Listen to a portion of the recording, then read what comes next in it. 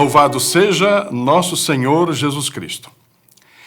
Irei apresentar a seguir alguns pensamentos sobre outros 3 princípios da doutrina social da Igreja. E são eles: solidariedade, o bem comum e a preferência pelos pobres e vulneráveis.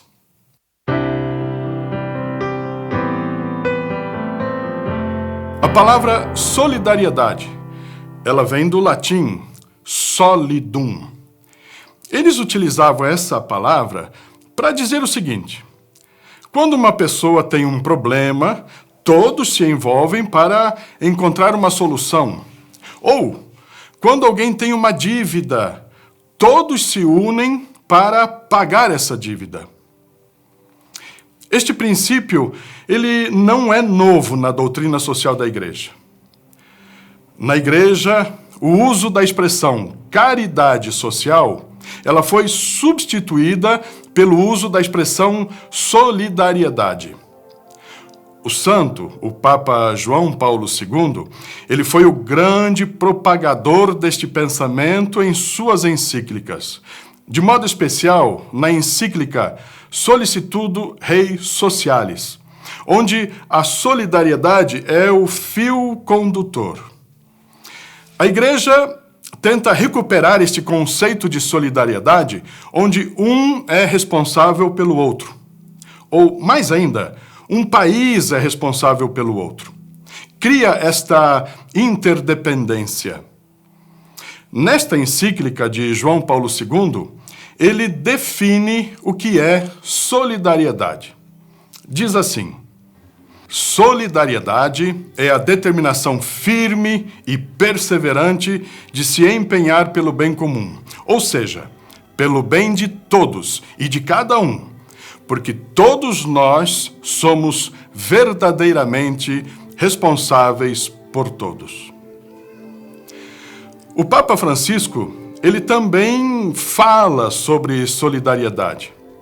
Embora um pouco desgastada e por vezes até mal interpretada, a palavra solidariedade significa muito mais do que alguns atos esporádicos de generosidade.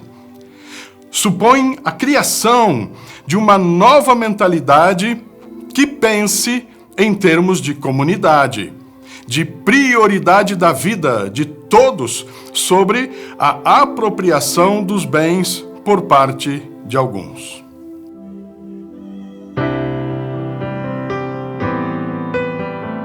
Quando nós ouvimos falar de solidariedade, logo vem à nossa mente esta ajuda feita por pessoas bondosas e caridosas perante um desastre, uma tragédia da natureza. Mas solidariedade é mais do que isso. Solidariedade significa envolver-se na vida do outro para ajudá-lo em seus problemas. Por isso eu pergunto a você: estamos sendo solidários em nosso serviço vicentino? Estamos envolvidos no mundo e na vida dos pobres?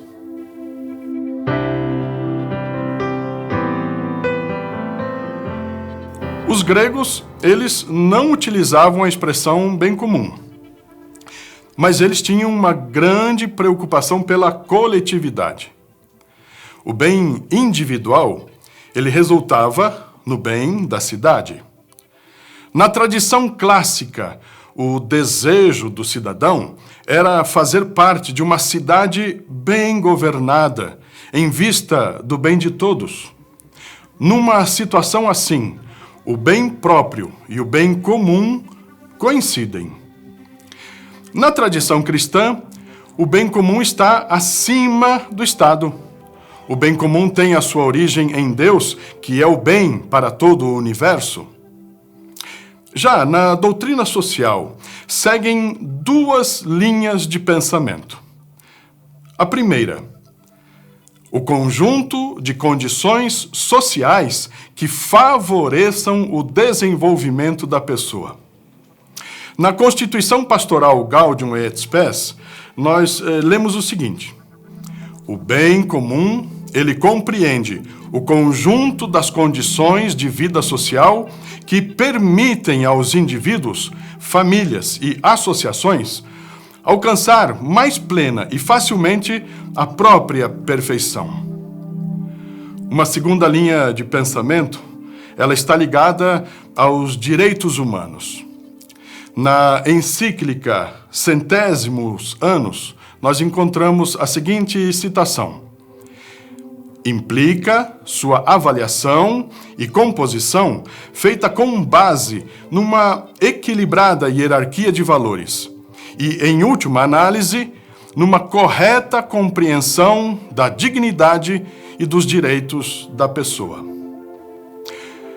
O Papa Bento XVI, ele relaciona o bem comum com a caridade. O bem comum é a realização concreta da caridade, já que é resultado de um amor que procura dar respostas às necessidades reais do próximo. A Conferência Episcopal da Inglaterra e País de Gales disse em certa ocasião: a obrigação de cada indivíduo é a de contribuir para o bem comum da sociedade, no interesse da justiça e na perspectiva da opção pelos pobres.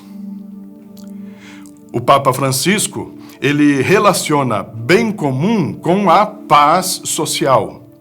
Na sua exortação Evangelii Gaudium, ele apresenta que não haverá bem comum e nem paz social enquanto não se eliminarem exclusão e desigualdade. Bem comum tem a ver com reivindicações sociais, justa distribuição de renda, a inclusão social dos pobres, ou seja, condições que favoreçam o pleno desenvolvimento da pessoa, especialmente dos pobres. Eu pergunto a você, num mundo egoísta e individualista como o nosso, o que podemos fazer para que as pessoas não se esqueçam de pensar e agir em favor do próximo?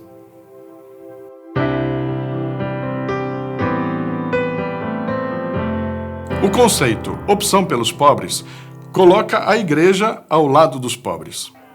A opção pelos pobres e vulneráveis, ela tem a sua origem em Jesus Cristo, quando ele apresenta o seu plano de ação.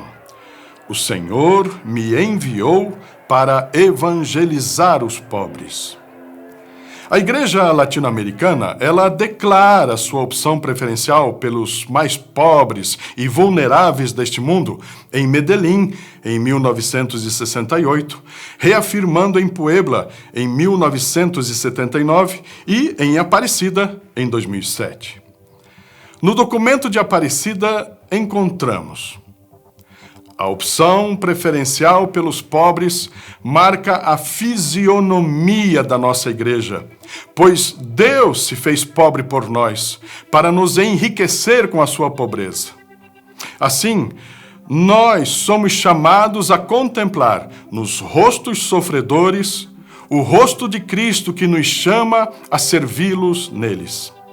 É necessária uma atitude concreta, como dedicar tempo aos pobres, escutá-los com interesse, acompanhá-los nos momentos difíceis, escolhê-los para compartilhar horas ou até anos de nossa vida e procurando, a partir deles, a transformação de sua situação.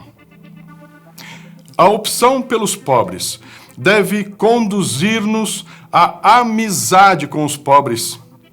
Eles se tornam sujeitos e protagonistas da evangelização e da promoção humana em nossas paróquias.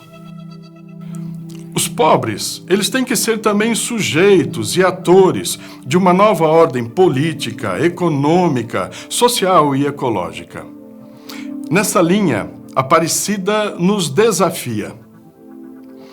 Assumindo com nova força esta opção pelos pobres, manifestamos que todo o processo evangelizador implica na promoção humana e na autêntica libertação, sem a qual não é possível uma ordem justa na sociedade.